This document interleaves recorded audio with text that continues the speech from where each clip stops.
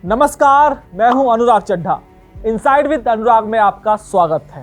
दोस्तों, उत्तर प्रदेश के 1,86,000 शिक्षक आज एक ऐसे भयानक दोराहे पर खड़े हैं जहां उन्हें समझ नहीं आ रहा है कि वे अपना करियर बचाएं या फिर सरकार के काम करें।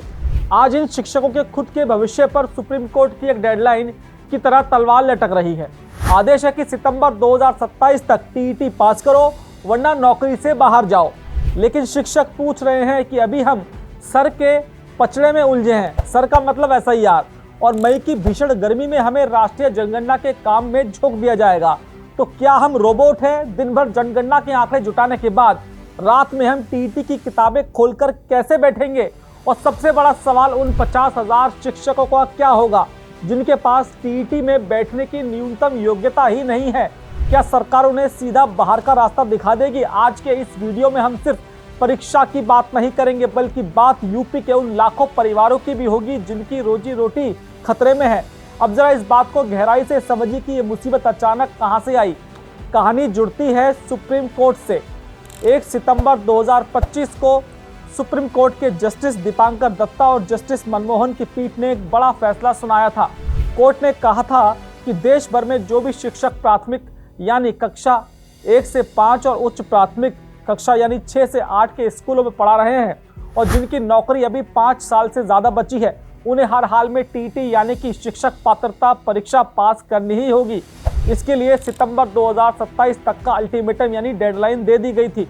सुप्रीम कोर्ट ने साफ किया है कि जिनकी सर्विस 5 साल से कम है उन्हें थोड़ी छूट मिलेगी, लेकिन अगर उन्हें प्रमोशन चाहिए तो टीईटी उनके लिए भी बहुत ज़रूरी होगा। कोर्ट के इस एक आदेश ने पूरे देश के लगभग 21 लाख शिक्षकों को हिलाकर रख दिया। और अगर हम सिर्फ उत्तर प्रदेश की बात करें तो यहाँ 1,86,000 परिषदीय शिक्षक ऐसे हैं जो बिना टीईटी पास किए दशकों से अपनी सेवाएं दे रहे हैं। अब अगर सितंबर 2027 से पहले ये टीईटी परीक्षा पास नहीं कर पाए तो सीधा नौकरी से बाहर किए जाएंगे। अब जब सिर पर नौकरी जाने का खतरा हो तो इंसान हाथ पैर मारता ही है। सुप्रीम कोर्ट की डेडलाइन के बीच उत्तर प्रदेश शिक्षा सेवा चयन आयोग ने 20 मार्च को यूपी टीईटी 2026 का शेड्यूल जारी कर दिया है। यूपी में यह परीक्षा पूरे 4 साल के लंबे इंतजार के बाद हो रही है। पिछली बार 2021 में फॉर्म आए थे और 2022 में परीक्षा हुई थी। अब जुलाई में ये परीक्षा होने वाली है और इसमें करीब 15 से 20 लाख अभ्यर्थी बैठेंगे। इन्हीं में वे 1,86,000 शिक्षक भी शामिल होंगे जिनकी नौकरी दांव पर है। लेकिन यहाँ पर सबसे बड़ा पेच फंस गया है समय का। राष्ट्रीय शैक्षिक महासंघ के महामंत्री शिव शंकर सिंह का सीधा सवाल है कि शिक्षक तैयारी करें तो कब करें? अभी शिक्षकों को उनके पढ़ाने के काम के साथ साथ एसआईआर यानी स्पेशल इंटेंसिव रिवीजन के काम में झोंक दिया गया है। जैसे ही ये काम खत्म होगा, मई 2026 में पूरे देश में राष्ट्रीय जनगणना का महाअभियान शुरू हो जाएगा। जनगणना में शिक्षकों की ड्यूटी सबसे अहम होती है। अब आप खुद सोचिए, जो शिक्षक मई और जून की भीषण गर्मी में घर जाकर सरकार के लिए जनगणना का डेटा जुटाएगा, वो जुलाई में होने वाली इस जीवन मरण वाली परीक्षा की तैयारी कैसे करेगा? क्या सरकार इन शिक्षकों को जनगणना की ड्यूटी से मुक्त करेगी? फिलहाल प्रशासन की तरफ से इस पर कोई जवाब नहीं है।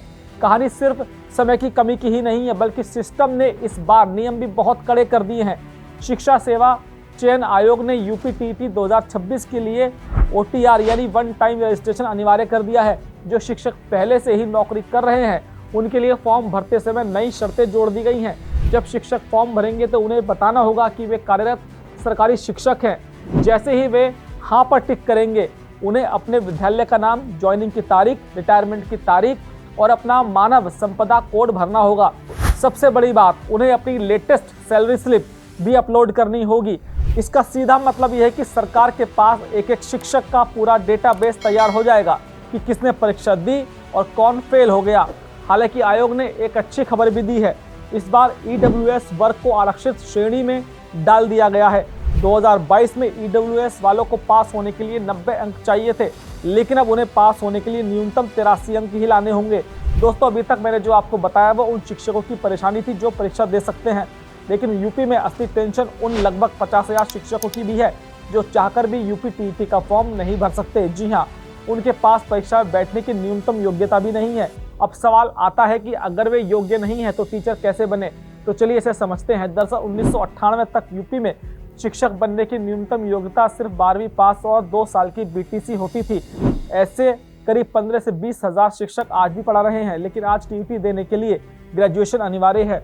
अब सवाल ये है कि ये बेचारे इस उम्र में ग्रेजुएशन कहां से लाएंगे। इसके साथ ही करीब 15,000 शिक्षक ऐसे हैं जिन्हें अनुकंपा यानी मृतक आश्रित कोटे पर नौकरी मिली थी। 5 साल की सेवा के बाद सरकार ने इन्हें ही ट्रेड ग्रेड दे दिया था। इनमें से कई ना तो ग्रेजुएट है और ना ही बीटीसी पास। साथ ही 1999 और 2004 के दौरान प्रदेश में करीब 20,000 बीपीएड वालों को शारीरिक शिक्षक के तौर पर रखा गया था। इनके पास भी टीईटी की योग्यता नहीं है। अब सबसे बड़ा सवाल यह है कि इन 50,000 शिक्षकों का क्या होगा। क्या बिना परीक्षा दिए ही इनकी दशकों पुरानी नौकरी छीन ली जाएगी। शिक्षक संगठन इस पूरी प्रक्रिया का पुरजोर विरोध कर रहे हैं। इनका तर्क बहुत सीधा सा है। दरअसल ये पूरा नियम निकला है RTE 2009 यानी राइट टू एजुकेशन एक्ट से। संसद ने 2009 में ये कानून पास किया जो 1 अप्रैल 2010 को लागू हुआ। इसका मकसद 6 से 14 साल के बच्चों को मुफ्त और अनिवार्य शिक्षा देनी थी। इसी कानून के तहत 27 जुलाई 2011 को आदेश जारी हुआ कि अब से शिक्षक बनने के लिए टीईटी पास करना अनिवार्य होगा। शिक्षक संगठनों का कहना है कि जब टीईटी की अनिवार्यता ही जुलाई 2011 में आई तो आप इसे उन शिक्षकों पर कैसे थोप सकते हैं जो 1990 या 2000 के दशक से नौकरी कर रहे हैं। जो कानून 2011 में बना उसका असर 20 साल पुरानी नियुक्तियों पर कैसे हो सकता है। इतनी लंबी सेवा के बाद अचानक 50 साल की उम्र में परीक्षा देना कहाँ का न्याय है। इस भारी विरोध के दबाव में उत्तर प्रदेश सरकार ने सुप्रीम कोर्ट की डबल बेंच यानी कि जस्टिस दीपांकर दत्ता और जस्टिस अगस्टीन जॉर्ज मसीही के सामने एक रिव्यू पिटीशन दाखिल की थी, जिस पर अभी सुनवाई होनी बाकी है। तो क्या इन 1,86,000 शिक्षकों का कैरियर खत्म हो जाएगा? ऐसा नहीं है, समाधान मौजूद है। शिक्षा का विषय संविधान की समवर्ती सूची में आता है। इसका मतलब है कि केंद्र और राज्य सरकार दोनों इस पर नियम बना सकती हैं। शिक्षक संघ मांग कर रहे हैं कि यूपी सरकार तमिलनाडु मॉडल अपनाए। तमिलनाडु में भी करीब 4 लाख शिक्षकों पर यह संकट आया था। वहां की सरकार ने न सिर्फ सुप्रीम कोर्ट में रिव्यू पिटीशन डाली बल्कि राज्य स्तर पर एक अध्यादेश भी ले आई।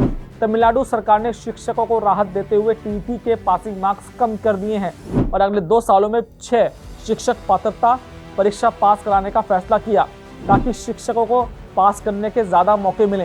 यूपी सरकार भी अगर चाहे तो अपने स्तर पर नियमों में छूट देकर इन लाखों शिक्षकों का कैरियर बचा सकती है। इन शिक्षकों का तर्क है कि नौकरी सिर्फ एक व्यक्ति को नहीं बल्कि पूरे परिवार को पालती है। यूपी के इन 1,86,000 शिक्षकों का अब सिर्फ एक कानूनी पेच नहीं रहा बल्कि यह एक बड़ा मानवीय संकट बन चुका है। एक तरफ सुप्रीम कोर्ट का सख्त आदेश है कि गुणवत्तापूर्ण शिक्षा की जरूरत है, तो दूसरी तरफ उन शिक्षकों का जीवन दांव पर है जिन्होंने अपनी जवानी के बेहतरीन साल यूपी के सरकारी स्कूलों को दिए हैं। ऐसे में अब सरकार को एक बीच का रास्ता निकालना ही होगा। दोस्तों, मेरा ये विश्लेषण आपको कैसा लगा कमेंट बॉक्स में जरूर लिखकर बताइएगा। साथ ही साथ मेरे चैनल को सब्सक्राइब करना बिल्कुल मत भूलिएगा। तो आपसे मुलाकात होगी किसी दूसरी खबर के साथ। नमस्कार।